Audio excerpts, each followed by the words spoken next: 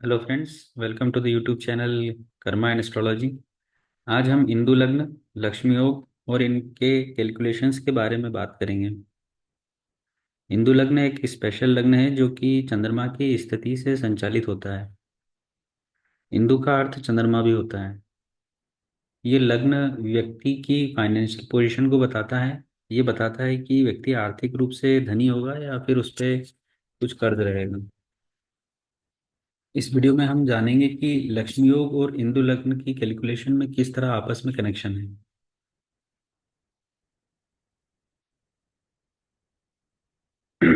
लक्ष्मी योग के लिए हम लग्न, लग्नेश, नवम भाव और नवमेश को देखेंगे। नवम भाव से ज्योतिष में लक्ष्मी योग बनता है। नवम भाव को हम भाग्य भाव भी कहते हैं। ये भाव लाभ भाव का भी लाभ भाव है, यानी ये भाव 11वें से 11वां है। अगर लाभ भाव को इंटरेस्ट भाव कहा जाए तो नवम भाव कंपाउंड इंटरेस्ट का भाव कहा जा सकता है।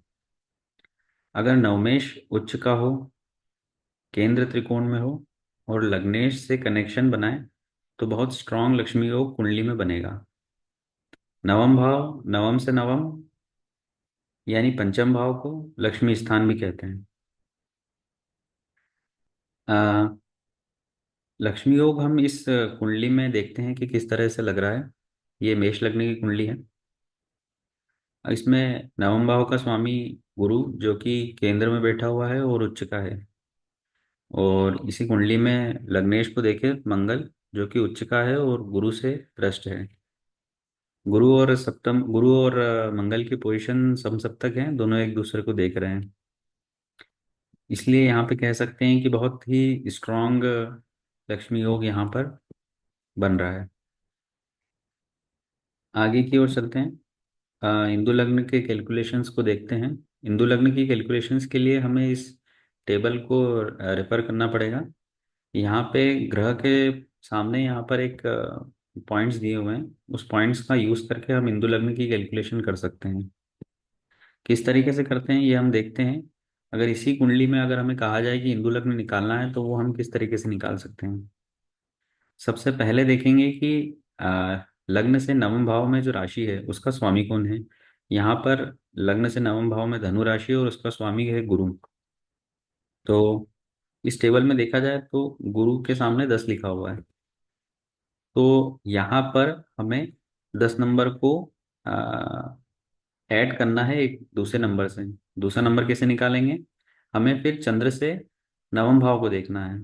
यहाँ पे चंद्रमा जो कि दशम भाव में है और मकर राशि में है, वहां से नवम भाव को देखा जाए तो कन्या राशि पड़ती है। कन्या राशि का स्वामी होता है बुध, और बुध के सामने 8 नंबर लिखा हुआ है। तो जो लग्न से नवम राशि है उसके स्वामी का जो पॉइंट है वो 10 है, और जो चंद्रमा से नवम राशि है उसके स्वामी का पॉइंट 8 है। इन दोनों पॉइंट्स को जोड़ेंगे तो हमें 18 मिलेगा। ये जो टोटल आया है इसे हम 12 से विभाजित करेंगे। तो 12 से विभाजित करेंगे और शेषफल को हम रख लेंगे। तो 10 और 8 18 होंगे। 18 को 12 से विभाजित करेंगे तो हमारे पास शेषफल आएगा 6। वो जो शेषफल आएगा उसे हमें चंद्रमा से काउंट करना है। यानी अगर इसी कुंडली की बात करें तो चंद्रमा से हमें छठा भाव देखना है। चंद्रमा से छठा भाव यहाँ पर होगा मिथुन लग्न। मिथुन लग्न ही इस कुंडली का इंदु लग्न कहलाएगा। मिथुन लग्न का स्वामी और इंदु लग्न का स्वामी होगा बुध। तो इस तरीके से हम इंदु लग्न की कैलकुलेशंस कर सकते हैं। आ, अगर हम मान लीजिए कि हम 12 से विभाजित करते हैं और सम आता है, टोटल आता है 24, यानी कि शेषफल 0 बचेगा। उस केस में हम चंद्रमा से 12वां भाव को इंदु लग्न मानेंगे। और मान लीजिए अगर टोटल आता है 24 आता है तो 24, अगर मान लीजिए टोटल आता है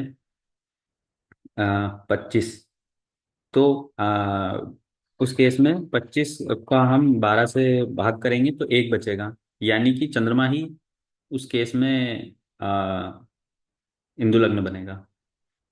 और अगर दूसरा आता है तो उसी तरीके से हमें चंद्रमा से दूसरा भाव देखना है। इस कैलकुलेशंस को हम आगे भी एक एग्जाम्पल से भी देखते हैं। यही चीज़ हम बिल गेट्स की कुंडली में भी लगा के देखते हैं। तो यहाँ पर बिल गेट्स की जैसे देखा जाए तो मिथुन लग्न की कुंडली है, और नवम भाव का स्वामी यहाँ पे नवम भाव में है। अ, कुंभ राशि का स्वामी है शनि।